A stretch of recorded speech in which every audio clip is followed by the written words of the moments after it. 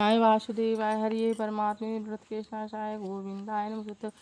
श्री कृष्ण भगवान की भक्तजनों, हमने 30वां अध्याय तक कार्तिक मास का श्रवण किया था। चलिए अब आप 31वां अध्याय श्रवण कीजिए एवं भगवान शालिग्राम पर आपकी कृपा रहे। तुलसी माता आप पर सदा कृपा बनाए रखें, आपके सभी मनोरथ सिद्ध हों।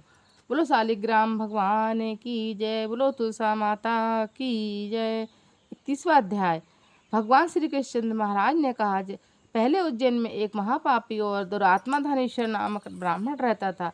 वह रस, चमड़ा और कम्बल आदि का व्यापार करता था। वैश्यगामी था, मदपान आदि बुरे कर्म किया करता था।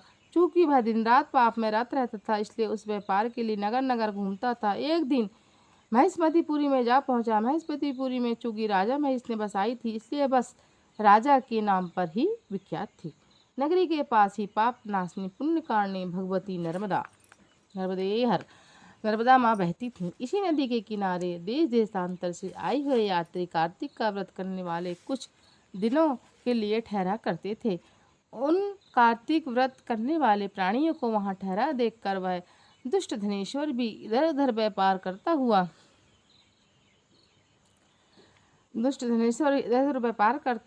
हुआ एक मास के लिए वहां ठहर गया।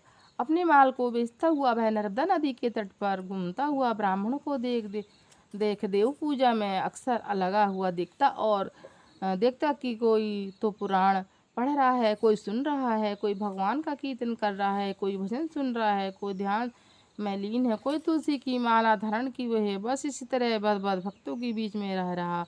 वैष्णव के दर्शन करता था, उनको स्पर्श करता रहा, उसने वार्तालाप करता रहा, भगवान विष्णु के नाम का स्मरण के पुण्य को अर्जित करता रहा।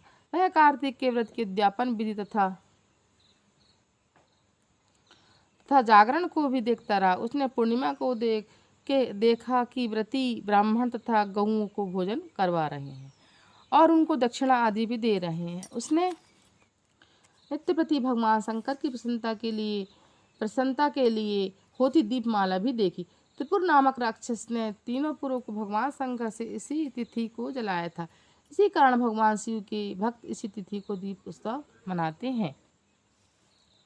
जो मनुष्य मुझ में और भगवान शंकर में अंतर मानता है, उसकी संपूर्ण क्रिया निष्फल हो जाती है। धनेश्वर वहां की पूजा विधि देखता हुआ इधर उधर घूमता रहा कि उसे एक काले सर्प ने काट लिया और वह भूमि पर गिर पड़ा। उसकी यह दशा देखकर वहां के दयालु भक्तों ने उसको चहुओर से घेर लिया और उसके मुंह पर तुलसी दल मिश्रित जल के छींटे देने लगी। जब उसकी प्राण निकले तो यम के दूत उसको बांधकर कोड़ों से मारते हुए यमपुरी ले गए। और उसको देखकर चित्रगुप्त ने हमसे कहा, इसको बालकाल से लेकर आज तक बुरे काम ही किए हैं, इसके जीवन में पुण्य तो लेश मात्र भी नहीं दिखाई देता। यदि यह पूरा 1 वर्ष आपको सुनाता रहूं तो इसके पापों की सूची समाप्त नहीं होगी। यह महापापी है, अतः इसको एक कल्प घोर नरक में डालना चाहिए। चित्रगुप्त की बात सुनकर यमराज ने बड़े क्रोध में भरकर उसको अपना कालनेम के समान भयंकर रूप दिखाते ही उनके अपने अनुचरों को आज्ञा दी। उसने कहा, हे प्रेत सेनापति, यह दुष्ट मूर्ति को मुग्धरों से मारते हुए कुंभी पाक नरक में फेंक दो। भगवान श्री कृष्ण महाराज ने कहा। यह सुनकर प्रेत सेनापति ने मुग्धरों से उसको सिर तोड़ते हुए कुंभी पाक नरक में ले जाकर खोलते हुए तेल की कढ़ाई में छोड़ दिया। प्रेत सेनापति ने ज्यों ही उसे तेल की कढ़ाई में डाला, त्यों ही वह लपलपाती हुई आग में उसने अपने आप ठंडी हो गई, जैसा कि प्रहलाद को अग्नि में डालने से ठंडी हो गई थी। यह विचित्र घटना देखकर प्रेत सेनापति यमराज के पास जाकर सारा वृतांत कहा। यमराज भी सारा हाथ सुनकर आश्चर्यचकित रह गए। फिर धनेश्वर को अपने पास बुलाकर उसकी स्थिति पर विचार करने लगे। उसी समय नारायण नारायण कीर्तन करते हुए देशी नारद जी आ पहुंचे और यमराज से कहने लगे, हे अरुण नंदन यमराज, यह ब्राह्मण नरक में डालने जाने योग्य नहीं है, क्योंकि इसने अंत समय में कुछ शुभ कर्म किए हैं जो कि नरक यातना को नष्ट करने वाले हैं। जो लोग भगवत भक्तों भगवान का दर्शन करते हैं, उनसे वार्तालाप करते हैं, उनको स्पर्श करते हैं, चाहे उन्होंने कोई पुण्य कर्म किया हो ना, चाहे उन्हें कोई पुण्य कर्म ना किया हो, उन्हें सहज ही स्वर्ग के अधिकारी हो जाते हैं। अतः धनेश्वर भी पुण्यात्माओं के संग व स्पर्श से स्वर्ग का अधिकारी हो गया है। अतः वह पुण्यात्मा है, इसे यक्ष योनि दे दो और केवल इसे पाप भोग करने वाले नरक दिखा दो। भगवान श्री कृष्ण महाराज ने कहा। यह जब देव श्री नारद जी ऐसे कहकर चले गए तो धनेश्वर को पुण्य आत्मा समझते हुए यमराज ने दूतों को उसे नरक दिखाने की आज्ञा दी। बोलो श्री कृष्ण भगवान की जय। अतः 31वां अध्याय समाप्त। बोलो श्री कृष्ण भगवान की जय। श्री कृष्ण गोविंद हरे मुरारी, हे नाथ नारायण वासुदेवा। जय तुलसा माता मैया, जय तुलसा माता, सब जग की सुखदाता, सब जय जय जय तुलसा माता। सब योगों के ऊपर, सब रोगों के ऊपर, उससे रक्षा करके बहुत राता मैया, जय तुलसा माता। पटपुत्री है श्यामा सुर वल्लभ है ग्रामा, विष्णु प्रिया जो से हुए तुमको सोनर तर जाता। जय हर के शीस विराज त्रिभुवन से वंदित मैया, त्रिभुवन से वंदित पथ जनों की तारणी तुम हो विख्याता मैया, जय तुलसा माता। लेकर जन्म दिन में आए दिव्य भवन में, मानव लोक निश्चित सुख संपत्ति पाता मैया, जय तुलसा माता। हरि को तुम अति प्यारी श्यावर्ण सुकुमारी, प्रेम अजगर उनका तुमसे कैसा नाता मैया, जय तुलसा माता।